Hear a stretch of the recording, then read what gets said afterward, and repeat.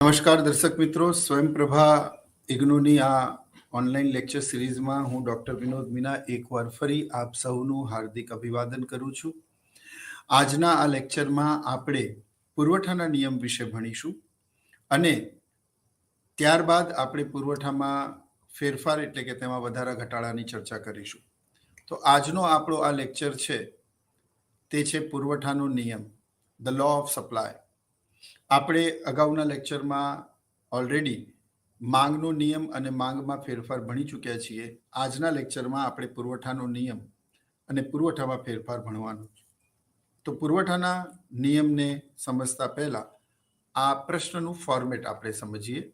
તો મિત્રો, પ્રશ્નનું ફોર્મેટ એટલે કે પ્રશ્નનું ફોર્મેટ સૌથી પહેલા પુરવઠાનો નિયમ, એ ત્યારબાદ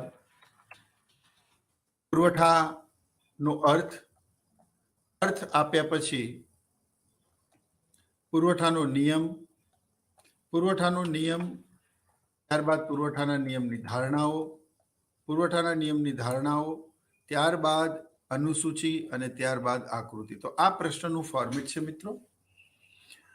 પ્રસ્તાવનામાં આપ સૌ મિત્રોએ પુરવઠાના આ નિયમની પ્રસ્તાવનામાં આપે પુરવઠાનો નિયમ કોણે આપ્યો અને પુરવઠામાં જથ્થો અને પુરવઠા વચ્ચેનો તફાવત તમારે અહીંયા ભણવાનું છે. ફરી એકવાર આપણે ફોર્મેટ જોઈએ. તો જે મિત્રો હમણાં જ જોડાયા છે તે મિત્રોને ફરી એકવાર કહી દઉં. આજનો આપણો ટોપિક છે પુરવઠાનો નિયમ અને તેનું ફોર્મેટ છે પ્રસ્તાવના, ઇન્ટ્રોડક્શન, પુરવઠાનો અર્થ, મિનિંગ ઓફ સપ્લાય, પુરવઠાનો નિયમ, લો ઓફ સપ્લાય, પુરવઠાના નિયમની ધારણાઓ, assumptions of the law of supply, અનુસૂચિ, ઇન્ડેક્સ, આકૃતિ, ડાયાગ્રામ અને લાસ્ટમાં સમીક્ષા એટલે કે કન્ક્લુઝન. મિત્રો, પુરવઠાનો નિયમ પ્રોફેસર માર્શલે આપ્યો અને તમે જમણી બાજુ જે એમની તસવીર જુઓ છો તેમાં એમની માહિતી મેં એક ફોટા સાથે મૂકેલી છે અને તેઓ ઇંગ્લેન્ડ, લંડનમાં જન્મેલા. પુરવઠાનો આ નિયમ સમજતા પહેલા આપણે જથ્થો અને પુરવઠો એ શું છે અને એમાં શું તફાવત છે તે આપણે ભણવાનું છે. તો મિત્રો ધ્યાનથી સમજીએ. જથ્થો કોને કહેવાય અને પુરવઠો કોને કહેવાય? તો મિત્રો, જ્યારે કુલ ઉત્પાદન થાય અને તે ઉત્પાદનનો જે હિસ્સો વેચાણ માટે મૂકવામાં આવે તેને પુરવઠો કહેવાય અને ઉત્પાદનનો જે હિસ્સો એ સંગ્રહ કરવામાં આવે તેને સ્ટોક ઇંગ્લિશમાં અને ગુજરાતીમાં તેને જથ્થો કહેવામાં આવે. આપણે એક ઉદાહરણ દ્વારા સમજીએ. માની લો કે એક્સ નામક વસ્તુના 100 એકમોનું કુલ ઉત્પાદન થયું. તો એક્સ નામક વસ્તુના 100 એકમોનું ઉત્પાદન થાય તો તેમાંથી માનો કે 40 એકમો વેચાણ માટે મૂકવામાં આવે. નિશ્ચિત કિંમતે 40 એકમો વેચાણ માટે મૂકવામાં આવે. જે એકમો વેચાણ માટે મૂકવામાં આવે એને શું કહેવાય? જે એકમો વેચાણ માટે મૂકવામાં આવે તેને પુરવઠો કહેવાય અને જે એકમોનો સંગ્રહ થાય, ઉત્પાદનના જે એકમોનો સંગ્રહ થાય એને જથ્થો કહેવામાં આવે. So at a particular price, whatever the amount of the total production keep for the sale is known as supply, and whatever the amount keep or making a storage, it is called a stock. So which is stored in a warehouse or in the godown or somewhere, it is called a stock, and the proportion of the total production keep for a sale, it is called supply. તો ઉત્પાદનનો જે હિસ્સો વેચાણ માટે મૂકવામાં આવે છે અને પુરવઠો કહેવાય છે અને જે હિસ્સો સંગ્રહ કરવામાં આવે છે તેને જથ્થો કહેવાય છે. હવે પ્રશ્ન એવો થાય, ઘણી વખત એવું પૂછવામાં આવે છે કે શું જથ્થો કુલ ઉત્પાદન કરતા વધારે હોઈ શકે?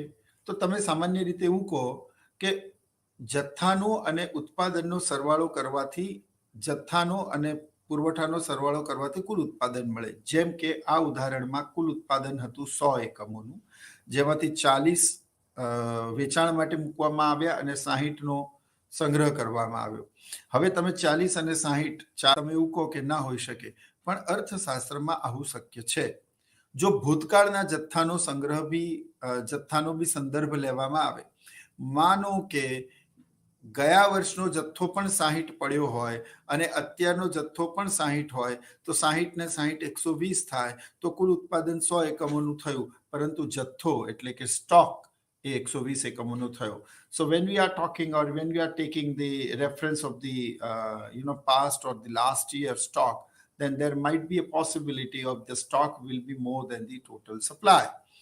તો અહીંયા એવું સમજવું પડે કે સામાન્ય રીતે જથ્થો અને પુરવઠો ભેગા મળે તો કુલ ઉત્પાદન થાય, પરંતુ ભૂતકાળના જથ્થાનો જ્યારે સંદર્ભ લેવામાં આવે તો એવું બની શકે કે ભૂતકાળનો જથ્થો લેવામાં આવે તો ગયા વર્ષનો જથ્થો અને આ વર્ષનો જથ્થો તો બની શકે કે તે કુલ ઉત્પાદન કરતા વધારે હોઈ શકે.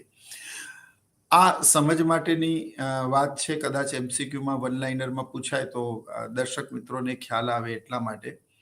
હવે આપણે પુરવઠા અને જથ્થા વચ્ચેનો આ તફાવત જે પ્રસ્તાવનામાં ભણ્યા એને જ આપણે વ્યાખ્યાંકિત કરવાનું છે મુદ્દા નંબર 2, જેમાં હું આપને આ કર્સર દ્વારા અહીંયા દર્શાવી શકું છું, બતાવી શકું છું પુરવઠાનો અર્થ.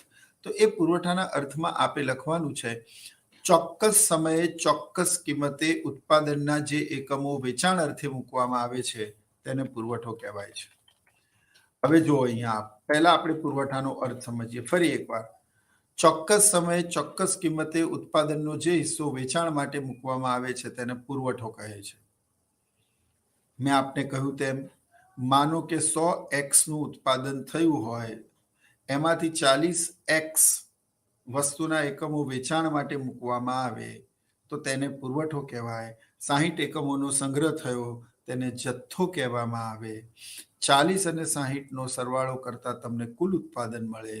સામાન્ય રીતે જથ્થો ઉત્પાદનથી વધારે ના હોય, પરંતુ ભૂતકાળના જથ્થાને જો વર્તમાન જથ્થા સાથે એડ કરવામાં આવે તો ઘણી વખત આ બંનેનો સરવાળો કુલ ઉત્પાદન કરતા વધતો હોય છે.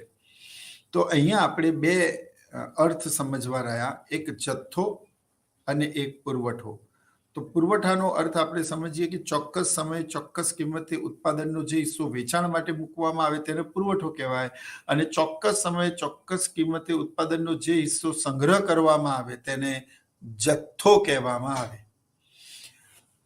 એટલે ચોક્કસ સમયે ચોક્કસ કિંમતે ઉત્પાદનનો જે હિસ્સો વેચાણ માટે મૂકવામાં આવે તે પુરવઠો છે, અને ચોક્કસ સમયે ઉત્પાદનનો જે હિસ્સો સંગ્રહ કરવામાં આવે છે તેને પુરવઠો કહેવામાં, એટલે તેને જથ્થો કહેવામાં આવે છે. હવે આ પુરવઠો અને જથ્થો આ બંને આપણે સમજ્યા પછી તમને ઘણી વખત એક લાઇનરમાં અથવા તો ટૂંકા પ્રશ્નના જવાબમાં જથ્થાનો અર્થ અથવા તો પુરવઠાનો અર્થ પૂછવામાં આવે છે. સામાન્ય રીતે જે દર્શક મિત્રો અત્યારે જોઈ સાંભળી રહ્યા છે એમાંથી ઘણા બધા લોકોને એવી ગેરસમજ છે કે પુરવઠો અને પુરવઠાનો નિયમ એક જ છે, પરંતુ બંને અલગ અલગ બાબતો છે. પુરવઠો અલગ બાબત છે અને પુરવઠાનો નિયમ અલગ બાબત છે. તો આપણે હમણાં પુરવઠાનો અર્થ ભણી ગયા કે ચોક્કસ સમયે ચોક્કસ કિંમતે ઉત્પાદનનો જે હિસ્સો વેચાણ માટે મૂકવામાં આવે છે તેને પુરવઠો કહે છે. હવે આપણે નિયમ સમજીએ કે અન્ય પરિબળો યથાવત રહેતા વસ્તુની કિંમત વધતા પુરવઠાનું વિસ્તરણ થાય છે, વસ્તુની કિંમત ઘટતા પુરવઠાનું સંકોચન થાય છે. આમ કિંમત અને પુરવઠા વચ્ચે સીધો સંબંધ છે. બહુ જ મહત્વની વાત. આપણે માંગના નિયમમાં પણ ભણી ગયા છીએ કે અન્ય પરિબળો યથાવત રહેતા વસ્તુની કિંમત વધતા માંગનું સંકોચન થાય છે, વસ્તુની કિંમત ઘટતા માંગનું વિસ્તરણ થાય છે. આમ કિંમત અને માંગ વચ્ચે વ્યસ્ત સંબંધ છે. એનાથી બિલકુલ વિપરીત પુરવઠાના નિયમમાં સમજવાનું છે. એક બીજો પણ તાત્વિક તફાવત એટલા માટે સમજાવું છું કે દર્શક મિત્રો ભૂલ ના કરે અને એને સમજે. માંગનો નિયમ હંમેશા ગ્રાહકના દ્રષ્ટિકોણથી જોવાનો છે. જો કિંમત વધશે તો ગ્રાહકને તે વસ્તુ મોંઘી લાગશે અને એટલા માટે તે એના ઓછા એકમો ખરીદશે, અને કિંમત ઘટશે તો ગ્રાહકને તે વસ્તુ સસ્તી લાગશે માટે તે વધારે વસ્તુઓ ખરીદશે. આમ કિંમત ઘટતા માંગ વધે છે અને કિંમત વધતા માંગ ઘટે છે. પરંતુ પુરવઠાના નિયમને વેચાણ અથવા તો ઉત્પાદકની નજરથી એના દ્રષ્ટિકોણથી જોવાનું છે. જ્યારે કિંમત વધે છે તો વેચનારનો નફો વધે છે અને કિંમત ઘટે છે તો વેચનારનો નફો ઘટે છે. જેમ કે હું તમને એમ કહું કે આ એક મોબાઈલ છે અને મોબાઈલની કિંમત વધે તો મોબાઈલની કિંમત વધે તો માલિકનો નફો વધે, આ ઘડિયાળની કિંમત વધે તો માલિકનો નફો વધે. તો એ સ્ટોક કરશે કે સેલ કરશે? તો એ વેચાણ માટે મૂકશે, અને જેટલું એ વેચાણ માટે મૂકશે એને પુરવઠો કહેવાશે, અને જેટલો એ સંગ્રહ કરશે એને જથ્થો કહેવાશે. તો ચોક્કસ કિંમતે આ ઘડિયાળના જેટલા એકમો વેચાણ માટે મૂકવામાં આવે છે તેને પુરવઠો કહેવાય છે, અને જેટલા એકમોનો સંગ્રહ થાય છે એને જથ્થો કહેવામાં આવે છે. માનો કે આવી 1000 ઘડિયાળ બને, એમાંથી 400 ઘડિયાળ 2000ની કિંમત હોય ત્યારે 400 ઘડિયાળ વેચાણ માટે જ્યારે ઉત્પાદક મૂકે છે ત્યારે તે પુરવઠો કહેવાય કે આ ઘડિયાળનો આટલો પુરવઠો છે. ઉત્પાદન તો એનું 1000 ઘડિયાળોનું છે, પણ એમાંથી પુરવઠો 400 ઘડિયાળોનો બજારમાં અવેલેબલ છે, અને એનો સંગ્રહ જે કરવામાં આવે તો 600 એકમ એ એનો જથ્થો કહેવાય. હવે અહીંયા પ્રશ્ન એવો છે કે જો ઘડિયાળની કિંમત 2000 થી 2500 રૂપિયા થાય તો માલિકનો નફો વધે, અને માલિકનો નફો વધે એટલે વધારે એકમો વેચાણ માટે મૂકે અને સ્ટોક ઓછો કરે, એટલે કે વધારે ઘડિયાળો એ લેશે અને તે વેચાણ માટે મૂકશે, અને આનાથી પુરવઠો વધશે અને સંગ્રહ ઘટશે. તો હંમેશા યાદ રાખવું કે કિંમત વધે તો પુરવઠાનું વિસ્તરણ થાય. ફરી એકવાર, કિંમત વધે તો માલિકનો નફો વધે. ફરી એકવાર, પુરવઠાના નિયમને વેપારીના દ્રષ્ટિકોણથી સમજવાનું છે, વેચનારના દ્રષ્ટિકોણથી સમજવાનું છે. આ ઘડિયાળ બનાવનાર, આ ઘડિયાળને વેચનાર, આની કિંમત વધશે તો વધારે એકમો વેચવા માટે મૂકશે, કારણ કે માલિકનો નફો વધે છે.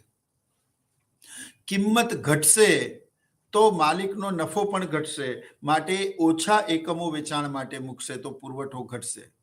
આમ કિંમત અને પુરવઠા વચ્ચે સીધો સંબંધ છે. આઈ હોપ યુ અન્ડરસ્ટેન્ડ. તમે હવે સમજ્યા છો કે અન્ય પરિબળો યથાવત રહેતા. હવે જે આ અન્ય પરિબળો છે એ ધારણાઓ છે, જેને આપણે આના પછી ભણીશું. અન્ય પરિબળો યથાવત રહેતા વસ્તુની કિંમત વધતા પુરવઠાનું વિસ્તરણ થાય છે, વસ્તુની કિંમત ઘટતા પુરવઠાનું સંકોચન થાય છે. આમ કિંમત અને પુરવઠા વચ્ચે સીધો સંબંધ છે, જેને અંગ્રેજીમાં મેં લખ્યું છે. ભલે આ સ્વયંપ્રભા ગુજરાતી ચેનલ છે, બટ આપ સૌ દર્શક મિત્રોને ઇંગ્લિશમાં પણ those who are not clearly understand the Gujarati language, અથવા તો ઇગ્નુમાં જોડાયેલા ઘણા બધા દર્શક મિત્રો હિન્દી ભાષી હોય, લોકલાઇઝ ના હોય, તો એમને અંગ્રેજી ભાષામાં પણ સમજ પડે એટલા માટે મેં જે મહત્વના મુદ્દાઓ છે એને હું અંગ્રેજીમાં પણ લખું છું આપની અનુકૂળતા અને સરળતા માટે. When all other factors remains constant and if price increases supply will expand and if price decreases supply will contract. So there is a direct relationship between price and supply. તમને એવું પૂછે which type of the relation between price and supply, કિંમત અને પુરવઠા વચ્ચે કેવો સંબંધ છે? સીધો સંબંધ છે. પણ તમને એવું પૂછાય કે પુરવઠા અને કિંમત વચ્ચે કેવો સંબંધ છે? તો વ્યસ્ત સંબંધ છે. કોઈ પણ વસ્તુનો પુરવઠો ખૂબ વધી જાય તો એની કિંમત ઘટી જાય. ઓક્સિજન જીવન માટે આટલું જરૂરી છે, પણ આપણે એની કિંમત ચૂકવતા નથી, કારણ કે આપણે ક્યાંય જ્યાં પણ જઈએ ત્યાં ઓક્સિજનનો પુરવઠો અવેલેબલ હોય, અને એટલા જ માટે જો જે વસ્તુનો પુરવઠો વધારે હોય તો એની કિંમત ઓછી રહેવાની, અને જેનો પુરવઠો ઓછો હશે એની કિંમત વધારે રહેવાની. દુર્લભ આભૂષણો, ડાયમંડ, જ્વેલરી, સોનું એટલે કે ગોલ્ડ, આ દુર્લભ ધાતુઓ છે. એમની માંગ વધારે છે અને પુરવઠો ઓછો છે, માટે એમની કિંમતો વધારે છે. એટલે હંમેશા યાદ રાખો, કિંમત અને પુરવઠા વચ્ચે સીધો સંબંધ, પણ પુરવઠા અને કિંમત વચ્ચે વ્યસ્ત સંબંધ છે. આ હંમેશા યાદ રાખવું, ભૂલ કરવી નહીં. તો આપણે પુરવઠાનો અર્થ ભણી ગયા. ચોક્કસ સમય ચોક્કસ કિંમતે ઉત્પાદનનો જે હિસ્સો વેચાણ માટે મૂકવામાં આવે છે તેને પુરવઠો કહે છે. અને પુરવઠાનો નિયમ અન્ય પરિબળો યથાવત રહેતા વસ્તુની કિંમત વધતા પુરવઠાનું વિસ્તરણ થાય છે, વસ્તુની કિંમત ઘટતા પુરવઠાનું સંકોચન થાય છે. આમ કિંમત અને પુરવઠા વચ્ચે સીધો સંબંધ છે. When all other factors remains constant and if price increases, supply will expand and if price decreases, supply will contract. So there is a direct relationship between price and supply. Now, હવે આપણે ભણીએ કે પુરવઠાના નિયમની ધારણાઓ કઈ કઈ છે. બહુ જ મહત્વની છે. આપણે જ્યારે એવું ભણ્યા અન્ય પરિબળો યથાવત રહેતા, તો તો એ અન્ય પરિબળો કયા છે જે યથાવત રહે ના રહે તો પુરવઠાનો નિયમ શું પડે મિત્રો? ખોટો પડે. એટલે એ પરિબળોને પહેલાથી જ યથાવત ધારવામાં આવે છે. જેમાં સૌથી પહેલા છે ઉત્પાદન પદ્ધતિ સ્થિર રહેવી જોઈએ. Production methods remains constant. હવે તમે સમજો બહુ ધ્યાનથી. ઉત્પાદન પદ્ધતિ સ્થિર રહેવી જોઈએ આનો અર્થ એવો થાય કે કોઈ પણ વસ્તુને બનાવવા માટેનું જે ખર્ચ છે, હવે આમાં જે ત્રીજા નંબરનો મુદ્દો છે ટેકનોલોજી સ્થિર રહેવી જોઈએ, એને પણ હું પહેલા મુદ્દા સાથે લઈ લઉં છું. ઉત્પાદન પદ્ધતિ અને ટેકનોલોજી સ્થિર રહેવી જોઈએ.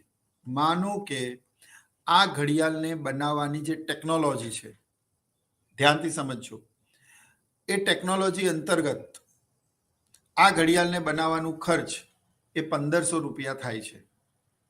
1500. આ ઘડિયાળ 2000માં વેચાય છે, માટે વેચનારને 500 રૂપિયા એકમ દીઠ મળે છે.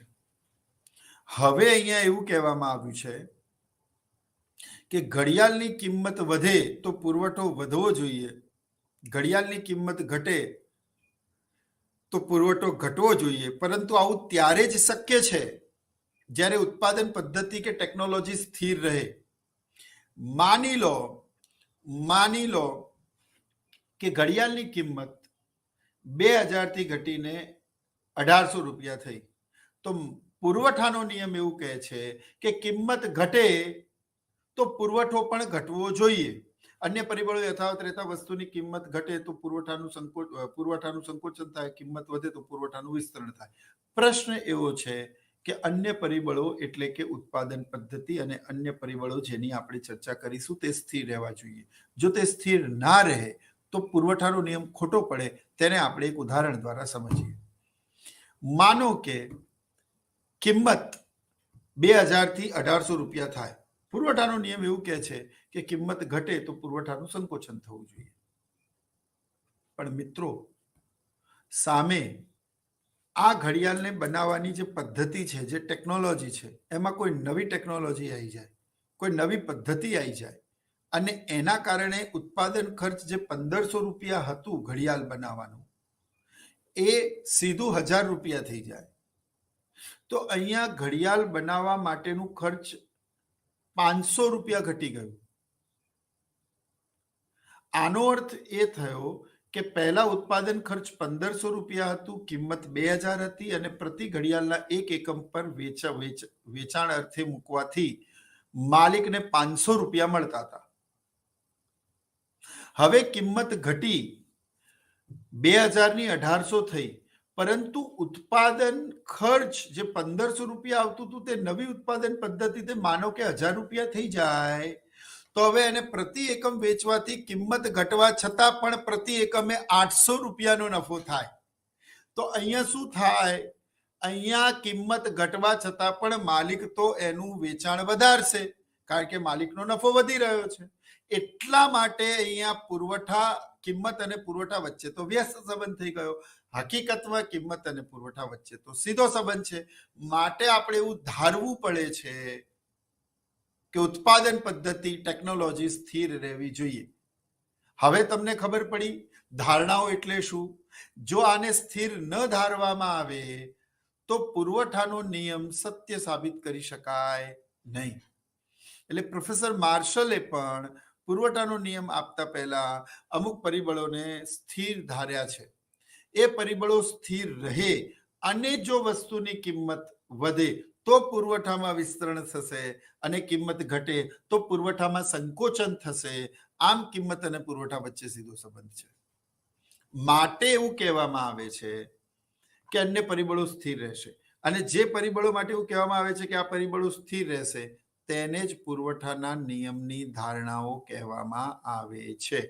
તો આપણે ધારણા નંબર 1 ભણી ગયા મિત્રો કે ઉત્પાદન પદ્ધતિ સ્થિર રહેવી જોઈએ. તે જ રીતે અન્ય વસ્તુની કિંમત સ્થિર રહેવી જોઈએ. માનો કે અન્ય વસ્તુ એટલે કે અવેજી વસ્તુઓ અથવા તો પૂરક વસ્તુઓ. હવે અવેજી વસ્તુઓ એકના બદલામાં બીજી વસ્તુનો ઉપયોગ થઈ શકે તેને અવેજી વસ્તુ કહેવાય, અને એક વસ્તુનો ઉપયોગ કરતી વખતે બીજી વસ્તુનો ઉપયોગ કરવો જ પડે તો એને પૂરક વસ્તુ કહેવાય. પેટ્રોલ, એક્ટિવા અને પેટ્રોલ એકબીજાના પૂરક છે, પણ એક્ટિવા અને બાઇક એકબીજાના અવેજી છે. એટલે મિત્રો તમે ધ્યાનથી સમજો, જો બે વસ્તુ અવેજી હોય, જેમ કે હું એવું કહું કે પેપ્સી અને કોક અથવા તો ચા અને કોફી, તો હવે માની લો કે હું બંને વસ્તુ વેચું છું ઉત્પાદક તરીકે. હું પેપ્સી પણ વેચું છું, હું કોકા કોલા પણ વેચું છું. બંનેની કિંમત માની લો કે 10 રૂપિયા છે.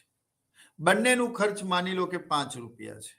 હું કોકા કોલા વેચું તો પણ 5 રૂપિયા મને નફો મળે છે. હું પેપ્સી વેચું તો પણ મને 5 રૂપિયા નફો મળે છે. પણ હવે માની લો કે પેપ્સીના અવેજી તરીકે કોકા કોલા, પેપ્સીની કિંમત તો 10 રૂપિયા સ્થિર જ રહે, પણ કોકા કોલાની કિંમત ઘટી જવાના કારણે હવે કોકા કોલાની કિંમત 8 રૂપિયા થઈ જાય. બરાબર? તો હું પેપ્સી વેચું તો મને 10 રૂપિયા મળશે. હું કોકા કોલા વેચું તો મને 3 રૂપિયા મળશે. એટલે પેપ્સી વેચીશ તો 5 રૂપિયા મળશે અને કોકા કોલા વેચીશ તો મને 3 રૂપિયા મળશે. તો હું અન્ય વસ્તુની કિંમતમાં ફેરફાર થવાને લીધે હું કોકા કોલાના એકમો વેચાણ માટે ઘટાડીશ અને પેપ્સીના વેચાણ વધારીશ. અહીંયા કિંમત સ્થિર રહેવા છતાં પણ પુરવઠો વધે છે. અથવા એવું બને કે પેપ્સીની કિંમત 9 રૂપિયા થાય, 1 રૂપિયો ઘટે, અને કોકા કોલાની કિંમત 3 રૂપિયા એટલે કે 7 રૂપિયા થાય. તો અહીંયા કોકા કોલાની કિંમત ઘટાડા કરતા પેપ્સીમાં થયેલો કિંમત ઘટાડો ઓછો છે. એટલે માલિકને પેપ્સીની એક બોટલ વેચવાથી 4 રૂપિયા મળે છે, કારણ કે 5 રૂપિયા ખર્ચ છે, 9 રૂપિયા વેચે છે તો 4 રૂપિયા મળે છે. જ્યારે કોકા કોલાની એક બોટલ વેચવાથી એને માત્ર 2 રૂપિયા મળે છે. તો અહીંયા પેપ્સીની કિંમત ઘટવા છતાં પણ માલિક કોકા કોલાની બોટલો ઓછી લેશે અને પેપ્સીની બોટલો વધારે વેચાણ માટે મૂકશે. તો અહીંયા અન્ય વસ્તુની કિંમતના ફેરફારને લીધે મૂળ વસ્તુના વેચાણ કે એના પુરવઠા પર અસર પડે છે અને અહીંયા કિંમત ઘટવા છતાં પણ પેપ્સી માટેનો પુરવઠો વધે છે, કારણ કે અન્ય વસ્તુમાં થયેલો ઘટાડો એ વિશેષ છે. માટે એવું ધારવામાં આવે છે કે અન્ય વસ્તુની કિંમત સ્થિર રહેવી જોઈએ. ત્રીજો, હું તમને ટેકનોલોજી ભણાવી ચૂક્યો છું. બરાબર? ટેકનોલોજી સતત બદલાતી રહે છે અને ટેકનોલોજીના બદલાવાના કારણે ઉત્પાદન ખર્ચમાં વધઘટ થતી હોય છે અને એટલા જ માટે પુરવઠાનો નિયમ ખોટો સાબિત થાય છે. એટલા માટે આપણે ટેકનોલોજીને સ્થિર ધારવી પડે છે. પછી છે વાહન વ્યવહાર ખર્ચ. આનો અર્થ એવો થાય મિત્રો કે જો પેટ્રોલ અને ડીઝલની કિંમતોમાં વધારો થાય તો તેની અસર પુરવઠા ઉપર થતી હોય છે. કિંમતમાં વધારો ઘટાડાની નો સીધો સંબંધ વાહન વ્યવહારના ખર્ચ સાથે પણ છે. માની લો કે સવારે જે તમે મિલ્ક પાઉચ એટલે કે દૂધની થેલી અમૂલની લો છો, એ અમૂલ દૂધ ગામડાઓની ડેરીમાંથી ભેગું કરી ફેટ પ્રમાણે અલગ કરી અને તેને મિલ્ક વેન લઈ અને મધર ડેરીમાં લાવે છે. મધર ડેરીમાં એ પ્રોસેસ થાય છે, એના મિલ્ક પાઉચ બને છે અને સવારે 3-4 વાગે તે મિલ્ક વાન નીકળે તો અમદાવાદના અલગ અલગ ખૂણામાં તે જરૂરિયાત પ્રમાણે મિલ્કના પાઉચ પેલા કેરેટમાં આપને સવારે મળે છે. હવે માની લો કે મિલ્કની એક અમૂલ ગોલ્ડની કિંમત 30 રૂપિયા હોય, તો શું એમાં વાહન વ્યવહાર ખર્ચ સામેલ નહીં હોય? ઓબ્વિયસલી હશે. તો પ્રશ્ન એવો થાય કે જો પેટ્રોલ ડીઝલના કિંમતમાં વધારો થાય તો એવું બની શકે કે પુરવઠામાં પણ ફેરફાર થાય. પણ આ વાહન વ્યવહારનું ખર્ચ જો સ્થિર ન રહે તો પુરવઠાનો નિયમ એમાં કિંમત અને પુરવઠા વચ્ચે સીધો સંબંધ સાબિત કરી શકાતો નથી. અને એટલા માટે માની લો કે કિંમત ઘટે, અમૂલ ગોલ્ડની કિંમત 2 રૂપિયા ઘટે, પણ સામે પેટ્રોલમાં 10 રૂપિયાનો ઘટાડો થવાના કારણે જે ટ્રાન્સપોર્ટેશન કોસ્ટ તમે કરતા હતા એમાં બહુ વિશેષ ઘટાડો નોંધાઈ ગયો. અથવા તમે પેટ્રોલની જગ્યાએ ઇલેક્ટ્રિક વ્હીકલ અમૂલવાળા લઈ આવ્યા અને ઇલેક્ટ્રિક વ્હીકલ લાવવાના કારણે અમૂલનું ટ્રાન્સપોર્ટેશન કોસ્ટ ખૂબ જ ઘટી ગયું. તો અહીંયા કિંમત 30 રૂપિયાથી ઘટીને 28 રૂપિયા થઈ. તો પુરવઠાનો નિયમ એવું કહે છે કે કિંમત ઘટતા પુરવઠો ઘટવો જોઈએ, એનું સંકોચન થવું જોઈએ. પરંતુ પેટ્રોલની જે મિલ્ક વાન હતી એની જગ્યાએ જો અમૂલ ડેરીવાળાને એનું મેનેજમેન્ટ જો એ ઇલેક્ટ્રોનિક વ્હીકલ લઈને આવે, હવે ઇલેક્ટ્રિક બસ પણ BRTS ની આવી ગઈ છે, તો એ લઈને આવે તો એ લોકોનું કોસ્ટિંગ ઘણું બધું ઓછું થઈ જાય. તો અહીંયા કિંમત ઘટવા છતાં પણ પેટ્રોલ અને ડીઝલનું અને એ લોકોનું ટ્રાન્સપોર્ટેશન ખર્ચ ઘટી ગયું છે. એના કારણે એ લોકોને ઉત્પાદન ખર્ચમાં વિશેષ ઘટાડો કિંમત ઘટાડા કરતા વધારે છે. અને અહીંયા કિંમત ઘટવા છતાં પણ એ લોકોનો નફો ઓવરઓલ વધ્યો છે. માટે કિંમત ઘટવા છતાં પણ વધારે એકમો વેચાણ માટે મૂકે તો કિંમત ઘટવા છતાં પણ પુરવઠો શું થયો? વધ્યો. તો અહીંયા તો કિંમત અને પુરવઠા વચ્ચે વ્યસ્ત સંબંધ થઈ ગયા, વિરુદ્ધ દિશાના ફેરફાર થઈ ગયા. માટે આપણે એવું ધારવું પડે કે કિંમતો એટલે કે વાહન વ્યવહાર ખર્ચ સ્થિર રહેવું જોઈએ. આઈ હોપ તમે સમજો છો. એ જ રીતે તમારે બધી બાબતો જેમ કે ભાવિ અટકણો સ્થિર રહેવી જોઈએ, સરકારની નીતિ સ્થિર રહેવી જોઈએ, વાતાવરણીય પરિબળો સ્થિર રહેવા જોઈએ. જો આ સ્થિર ન રહે મિત્રો તો પુરવઠાનો નિયમ ખોટો પડે છે, કિંમત અને પુરવઠા વચ્ચે વ્યસ્ત સંબંધ સાબિત થાય છે. ખરેખર કિંમત અને પુરવઠા વચ્ચે સીધો સંબંધ છે. માટે આપણે એવી ધારણા કરવી પડે છે કે આ પરિબળો સ્થિર રહેવા જોઈએ. અને જે પરિબળોની આપણે ધારણા કરીએ છીએ, જેને સ્થિર ધારીએ છીએ, તેને પુરવઠાના નિયમની ધારણાઓ કહેવામાં આવે છે. એક હજુ આપણે ચર્ચા કરી લઈએ, જેમ કે ભાવિ અટકણો સ્થિર રહેવી જોઈએ. અને જો ભાવિ અટકણો સ્થિર ના રહે તો કિંમત અને પુરવઠા વચ્ચે સીધો સંબંધ રહેતો નથી. આપણે સમજી લઈએ.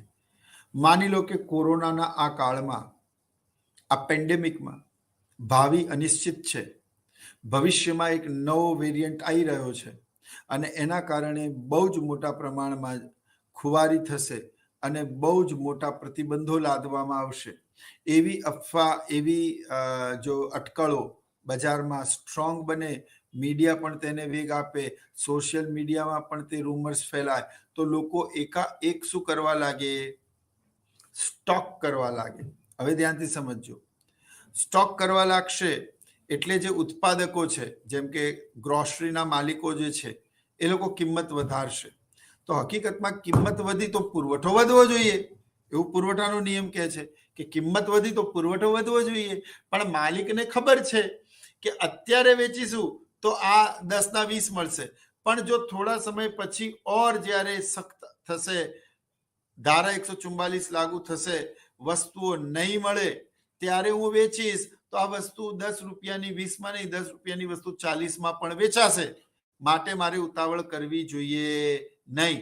તો અહીંયા કિંમત વધવા છતાં પણ માલિક એના એકમો વેચાણ માટે વધારે મૂકતો નથી, એ સ્ટોક કરે છે. તો અહીંયા કિંમત અને પુરવઠા વચ્ચે વ્યસ્ત સંબંધ થઈ ગયો.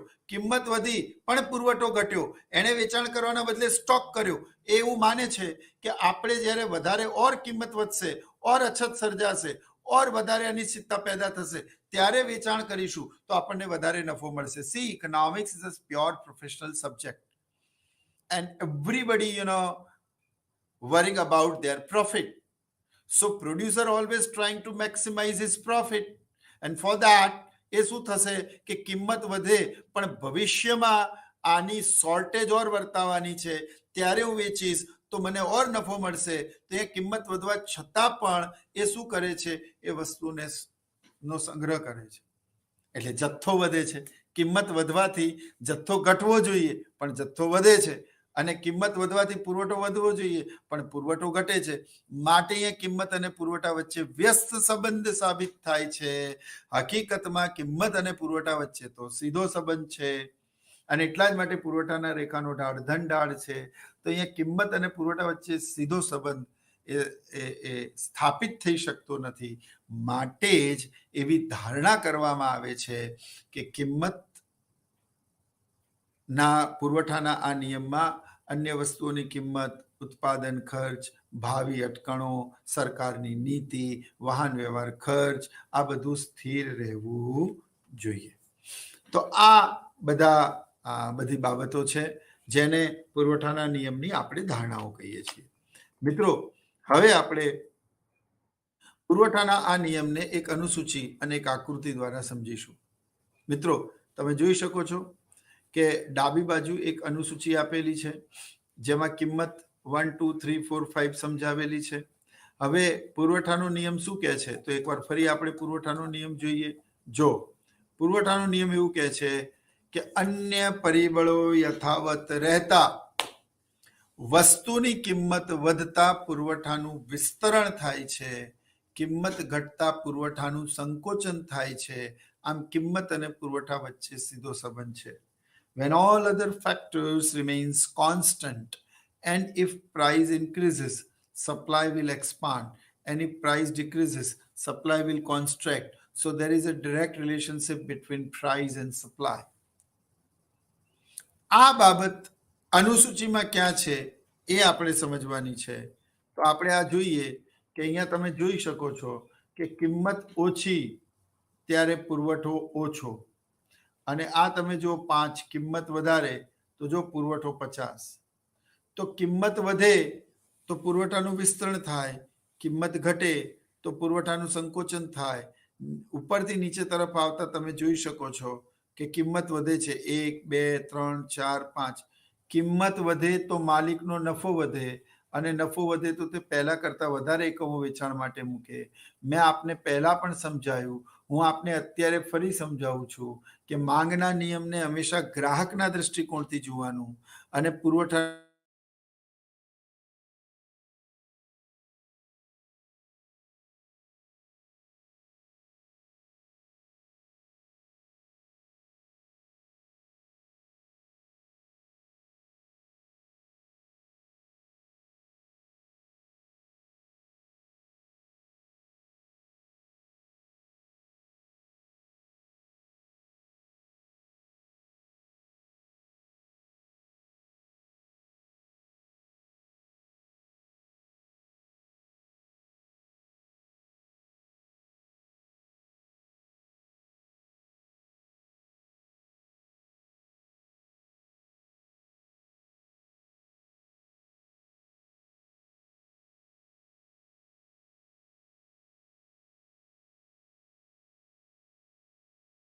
અનુસૂચિ એ નિયમની પ્રતિકૃતિ છે.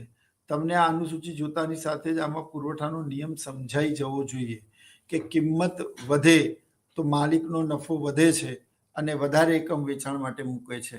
So price increases, supply also increases. Price decreases, supply also decreases. So there is a direct relation between price and supply. Generally છોકરાઓ ઉતાળમાં શું લખે છે પરીક્ષામાં કે when all other factors remains constant and if price increases, supply expand, price decreases, supply constrict. So there is a direct relation between supply and price. હવે supply and price તમે લખ્યું તો 0 માર્ક્સ. અહીંયા આપણે પુરવઠા અને કિંમત વચ્ચેનો સંબંધ નથી ભણી રહ્યા, એમાં તો વ્યસ્ત સંબંધ છે. આપણે કિંમત અને પુરવઠાના સંબંધ વિશેની વાત કરીએ છીએ. અનુસૂચિમાં તમે જો પહેલા કિંમત છે પછી પુરવઠો છે. તો અન્ય પરિબળો યથાવત રહેતા વસ્તુની કિંમત વધે તો પુરવઠો વધે છે, વસ્તુની કિંમત ઘટે તો પુરવઠો ઘટે છે. તો કિંમત અને પુરવઠો લેવાનું. અનુસૂચિમાં તમે જો પહેલા કિંમત છે પછી પુરવઠો છે. આકૃતિમાં તમે જુઓ અહીંયા કિંમત છે, અહીંયા પુરવઠો છે. તો કિંમત પહેલા લેવાનું. એક શબ્દની ભૂલના કારણે તમને તો એવું લાગે છે કે તમે બહુ સરસ લખ્યું છે, પણ હકીકતમાં જ્યારે ચેક થવા માટે જાય ત્યારે માર્ક્સ ઓછા આવે છે. ઘણી વખત તમે ધાર્યું હોય છે એના માર્ક્સ નથી આવતા. એનું કારણ એ છે કે તમે જે ભૂલો કરી છે એનો તમને આભાસ જ નથી. You are not understand which type of the mistake you made while you are writing down the paper. તો એટલા માટે આવું થતું હોય છે. તો small thing always makes a huge difference in your life. So be aware and be careful while you are writing the paper. આ નાની નાની વસ્તુઓ જ મહત્વની હોય છે મિત્રો. તમે સમજો કે એક અરબી ઘોડો કેટલો તાકાતવર હોય પણ એક નાનો ખૂંટો એને બાંધી શકે છે. કેટલું મોટું જહાજ હોય પણ એક નાનું છેદ જો એમાં પડી જાય તો સમગ્ર જહાજને ડૂબાડી શકે છે. આ જંગલમાં કેટલા બધા લાખો વૃક્ષ, અને એ લાખો વૃક્ષમાંથી હજારો કરોડો મેચસ્ટિક બને, પણ એક દિવાસળી સમગ્ર જંગલને સળગાઈ શકે છે. Small thing always max a huge difference in our life, but we are generally not giving us such type of the weightage of the small things, and then we have to pay the penalty. In the same cases, જ્યારે તમે લખો છો કે અન્ય પરિબળો યથાવત રહેતા વસ્તુની કિંમત વધે તો પુરવઠાનું વિસ્તરણ થાય, વસ્તુની કિંમત ઘટે તો પુરવઠાનું સંકોચન થાય, આમ પુરવઠા અને કિંમત વચ્ચે સીધો સંબંધ છે. તો there you make a mistake. પુરવઠા અને કિંમત વચ્ચે વ્યસ્ત સંબંધ નથી, કિંમત અને પુરવઠા વચ્ચે વ્યસ્ત સંબંધ છે. કિંમત અને પુરવઠા વચ્ચેનો સંબંધ સમજવાનો છે, પુરવઠા અને કિંમત વચ્ચેનો સંબંધ નથી સમજવાનો. એટલે કિંમત વધે તો પુરવઠો વધે, કિંમત ઘટે તો પુરવઠો ઘટે, માટે સીધો સંબંધ. આવું સિમ્પલ લોજિક. અને હંમેશા યાદ રાખવું, બે વસ્તુઓ કે બે પરિબળો વચ્ચે સંબંધ સીધો હોય, એમાં એક પરિબળ ઊભી ધરી પર હોય, એક પરિબળ આડી ધરી પર હોય, અને માટે જ્યારે બે પરિબળો વચ્ચે સીધો સંબંધ હોય તો રેખાનો ઢાળ હંમેશા ધન ઢાળ આવે. રેખાનો ઢાળ હંમેશા ધન ઢાળ આવે. ધન ઢાળ એટલે ડાબેથી જમણે, નીચેથી ઉપર તરફ. તો તમે જોઈ શકો છો આકૃતિમાં. હવે આપણે આકૃતિની સમજૂતી મેળવીએ મિત્રો. આકૃતિની સમજૂતીમાં તમે જો કે નીચેથી ઉપર જવું તો અહીંયા તમે જો કે કિંમત 1 હોય ત્યારે પુરવઠો 10 હોય, કિંમત 1 થી વધીને 2 થાય તો પુરવઠો 10 થી 20 થાય, કિંમત 2 થી વધીને 3 થાય તો પુરવઠો 20 થી 30 થાય, કિંમત 3 થી 4 થાય તો પુરવઠો 30 થી 40 થાય, કિંમત 4 થી 5 થાય તો પુરવઠો 40 થી 50 થાય. આમ નીચેથી ઉપર તરફ જતા કિંમત વધે છે, અને ડાબેથી જમણે તરફ જતા પુરવઠો વધે છે. આમ કિંમત અને પુરવઠા વચ્ચે સીધો સંબંધ છે, માટે પુરવઠા રેખા ધન ઢાળ ધરાવે છે. બહુ જ મહત્વનું. તમે સરસ મજાની આકૃતિ તમારા સ્ક્રીન ઉપર જોઈ શકો છો, અને તે આકૃતિ આ અનુસૂચિનું રિપ્રેઝન્ટેશન કરે છે મિત્રો. અને તમે આકૃતિમાં જોઈ શકો છો કે પુરવઠાનો નિયમ આ આકૃતિમાં દર્શાવાય છે. હવે જેટલા પણ મિત્રો આજે મને સાંભળી રહ્યા છે એ લોકોને ઇકોનોમિક્સના 2-4 થંબ રૂલ, જે બેઝિક રૂલ છે એ સમજાવું છું. ને આવું તમે જ્યાં સુધી અર્થશાસ્ત્ર ભણો તે યાદ રાખજો. હંમેશા બે પરિબળો વચ્ચે ચોક્કસ સંબંધ હોય છે, અને તમે જો એ સંબંધને સમજો, then you are able to write any damn theory in economics. And if you understand the relation between two factors, you are able to draw any damn diagram in economics. હવે એક પરિબળ ઊભી ધરી પર, એક પરિબળ આડી ધરી પર, બંને વચ્ચેનો સંબંધ એને સમજવાની જરૂર છે. તો સંબંધ શું છે, સંબંધ કેવો છે એ સમજવાની જરૂર છે. તો તમે જો કે હવે તમે એવું કહો કે સર સંબંધ નક્કી કઈ રીતે કરવાનો, તો આનો બહુ જ એક સરળ રસ્તો છે. એક પરિબળમાં જે દિશામાં ફેરફાર થાય, માનો કે તે વધે અને બીજું પરિબળ પણ વધે, તો બંનેમાં એક જ દિશાના ફેરફાર થાય તો સંબંધ સીધો કહેવાય. આકૃતિમાં તમે, અનુસૂચિમાં તમે જો કિંમત 1, 2, 3, 4, 5, તો જેમ જેમ કિંમત વધે છે તેમ તેમ બાજુમાં પુરવઠો પણ જો 10, 20, 30, 40, 50. તો કિંમત વધતા પુરવઠો પણ વધે છે, બંને વચ્ચે એક જ દિશાના ફેરફાર થાય છે, માટે સંબંધ સીધો છે. અને હંમેશા થંબ રૂલ ઇકોનોમિક્સનો યાદ રાખો, બંને પરિબળો વચ્ચે જ્યારે સીધો સંબંધ હોય તો આકૃતિ દોરતી વખતે રેખાનો ઢાળ ધન આવે. ધન ઢાળ એટલે નીચેથી ઉપર તરફ, ડાબેથી જમણી તરફ. અને જો બે પરિબળો વચ્ચે વ્યસ્ત સંબંધ હોય, હવે તમે મને એવું પૂછો, સર વ્યસ્ત સંબંધ કેવી રીતે નક્કી થાય અથવા કેવી રીતે ખબર પડે, તો હંમેશા યાદ રાખો, ફરી વખત કહું છું, જનરલી 2 જ પરિબળો હોય છે, એક ઊભી ધરી પર હોય છે, એક આડી ધરી પર હોય છે. અનુસૂચિમાં એક ડાબી બાજુ હોય છે, એક જમણી બાજુ હોય છે. તો બંને પરિબળો વચ્ચે એક વધે તો બીજું ઘટે, એક ઘટે તો બીજું વધે. વિરુદ્ધ દિશાના ફેરફાર હોય અને જ્યારે વિરુદ્ધ દિશાના ફેરફાર હોય તો સંબંધ હંમેશા વ્યસ્ત આવે. હવે તમે જો કે કિંમત વધે તો માંગનું સંકોચન થાય, કારણ કે ગ્રાહકને વસ્તુ મોંઘી લાગે એટલે ઓછા એકમો ખરીદે. કિંમત ઘટે તો માંગનું વિસ્તરણ થાય, ગ્રાહકને તે વસ્તુ સસ્તી લાગે તે વધારે ખરીદે. તો આમ કિંમત અને માંગ વચ્ચે વ્યસ્ત સંબંધ, અને એટલા જ માટે માંગ રેખાનો ઢાળ ઋણ ઢાળ હોય. થંબ રૂલ શું? બે પરિબળો વચ્ચે સીધો સંબંધ હોય તો રેખાનો ઢાળ ધન આવે, જે આકૃતિમાં તમે જોઈ શકો છો. અને જો બે પરિબળો વચ્ચે વ્યસ્ત સંબંધ હોય તો રેખાનો ઢાળ ઋણ ઢાળ આવે, જે હું ઓલરેડી તમને માંગના નિયમમાં ભણાવી ચૂક્યો છું.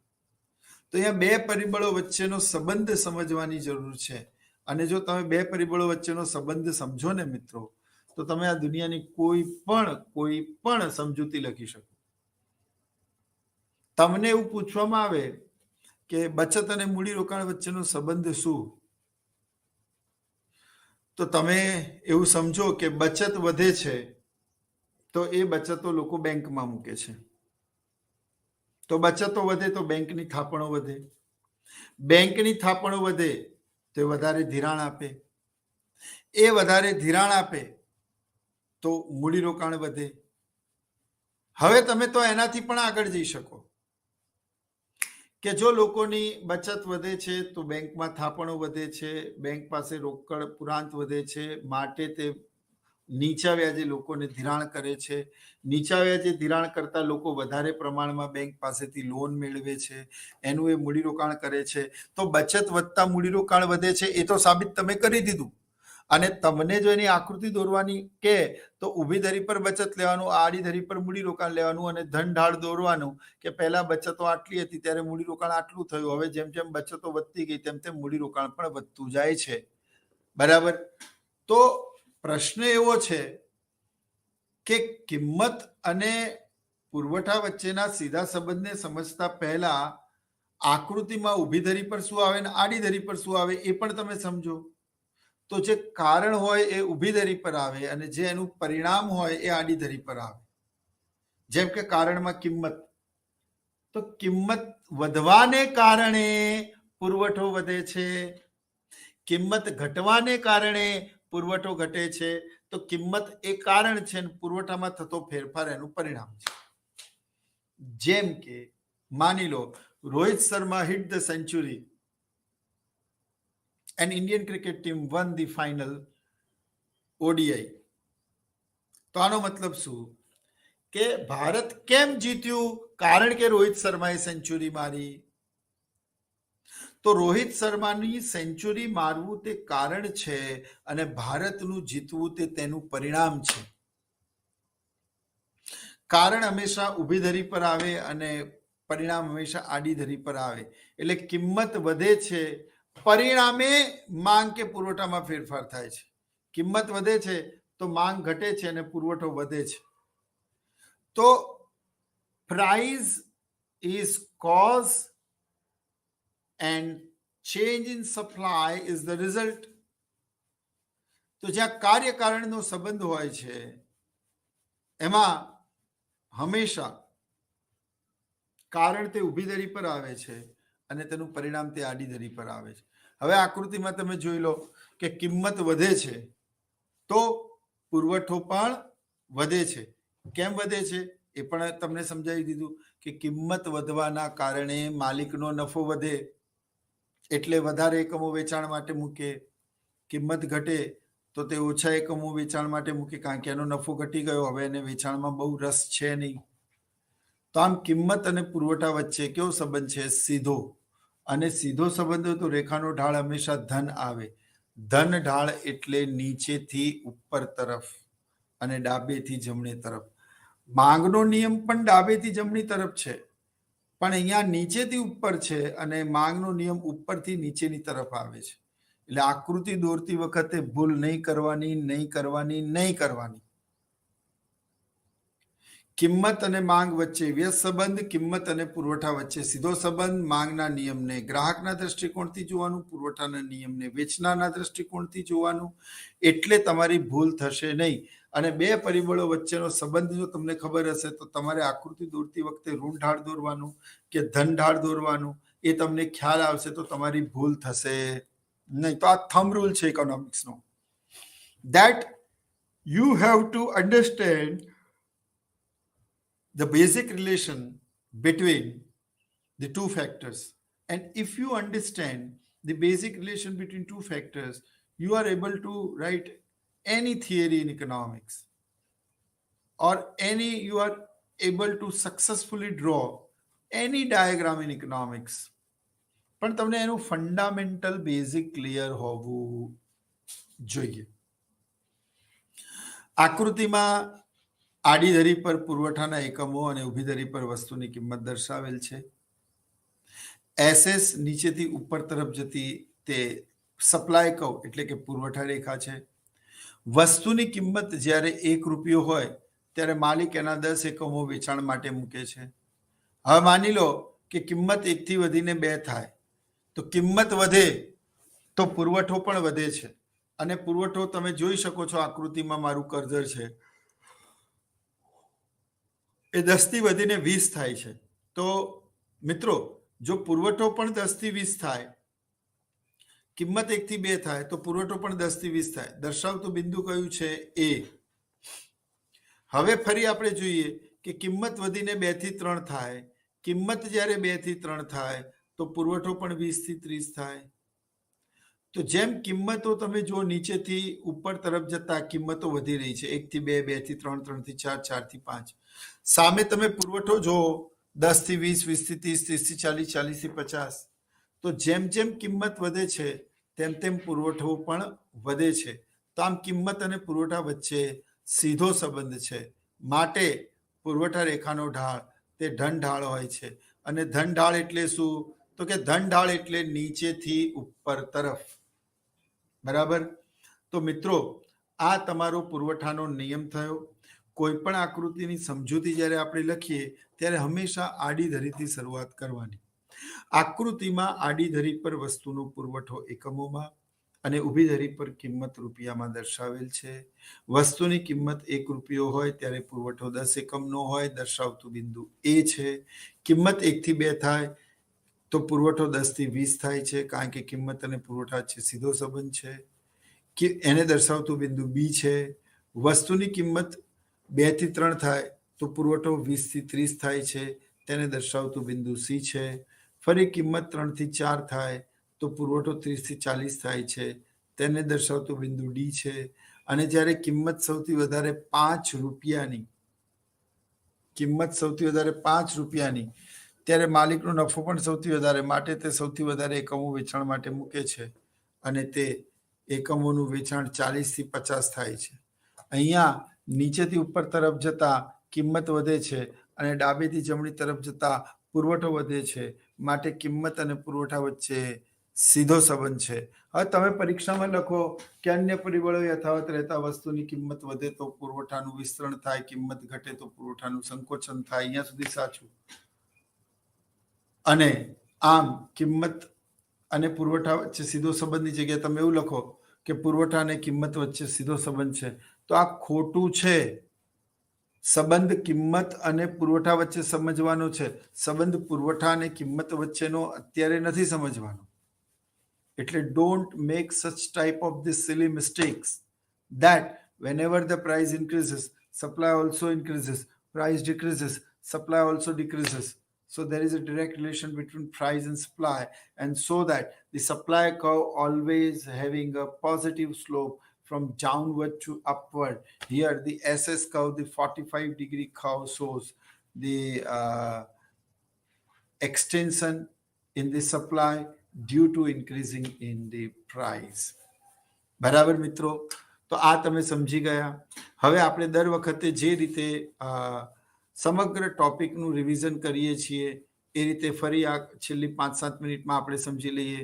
તો આજનો આપણો ટોપિક હતો પુરવઠાનો નિયમ, અને આ તેનું ફોર્મેટ છે: પ્રસ્તાવના, પુરવઠાનો અર્થ, પુરવઠાનો નિયમ, નિયમની ધારણાઓ, અનુસૂચિ, આકૃતિ અને સમીક્ષા. આ નિયમ પ્રોફેસર માર્શલે આપ્યો.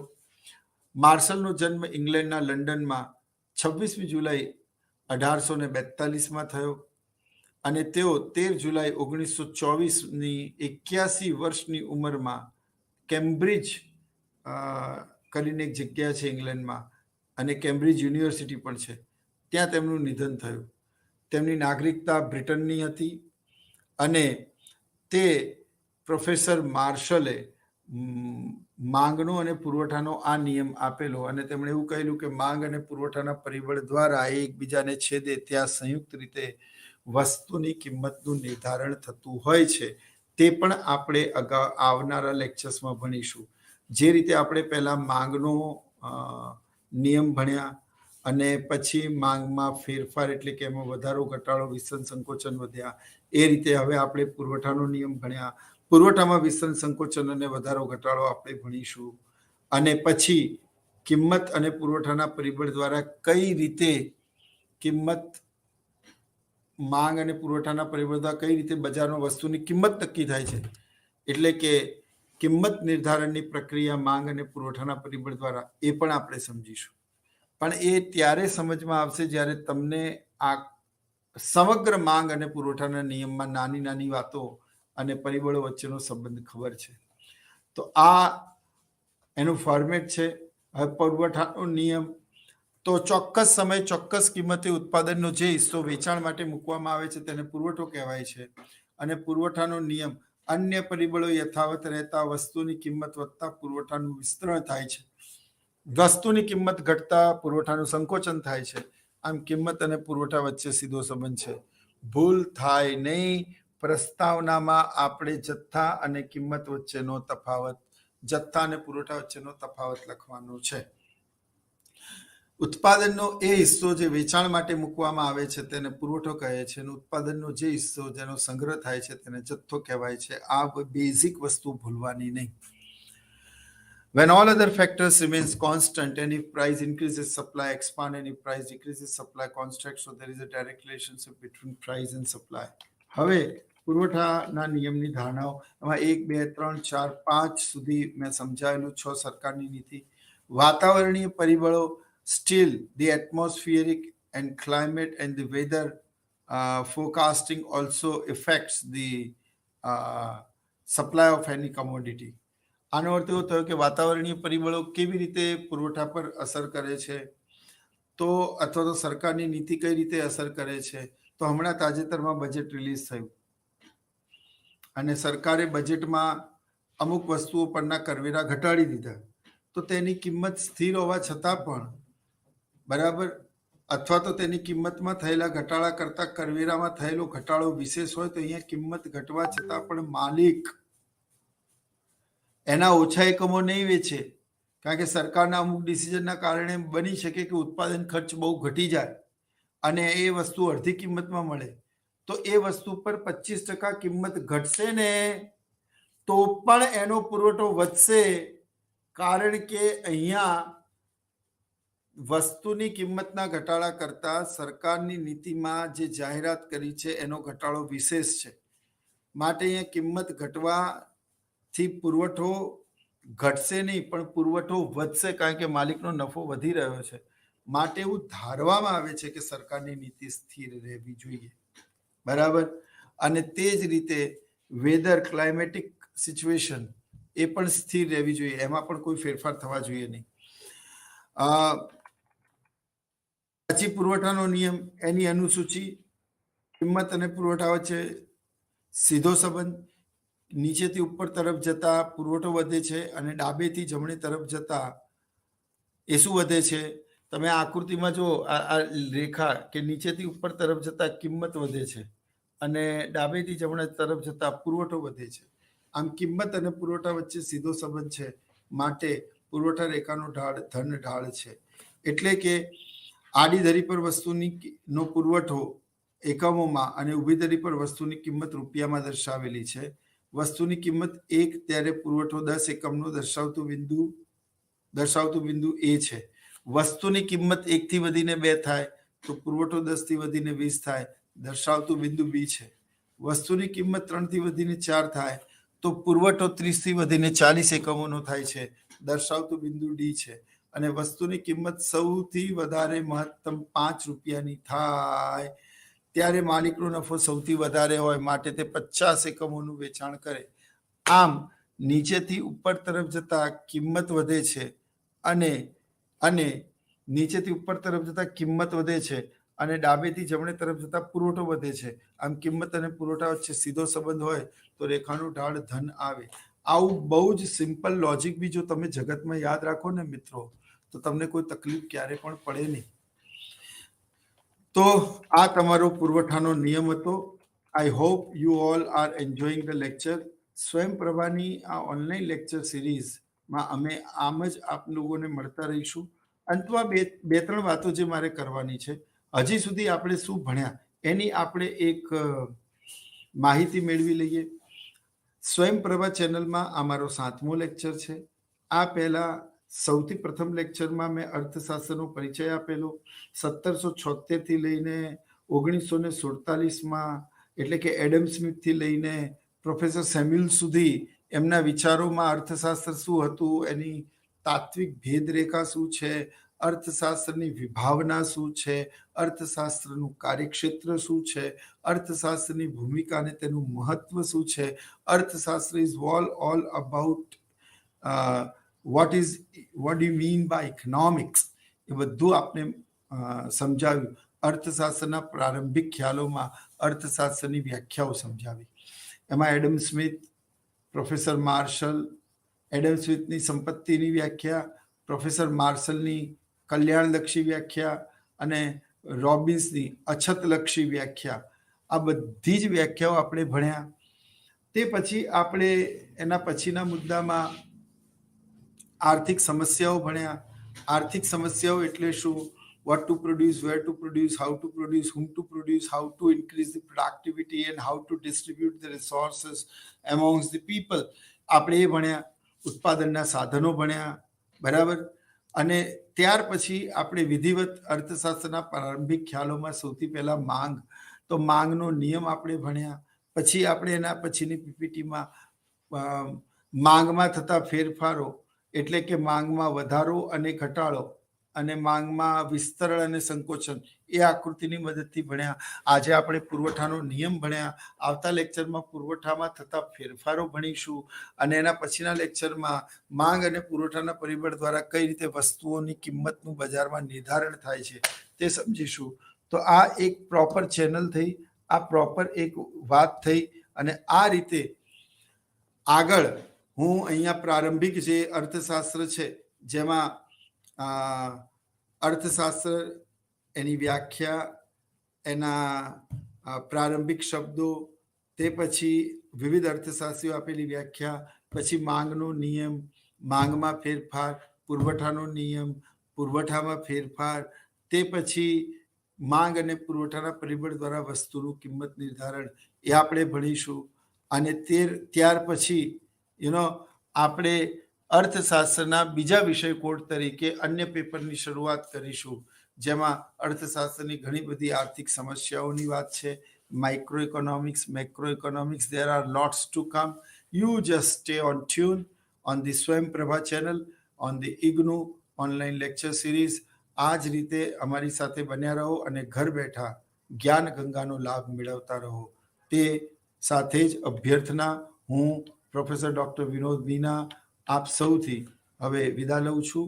સ્વયંપ્રભાની ઇગ્નુની આ ઓનલાઈન લેક્ચર સિરીઝમાં આપણે ફરી વખત એક નવા ટોપિક અને નવા સંસ્કરણ સાથે મળીશું. ત્યાં સુધી આપ સૌનો આભાર. Thank you.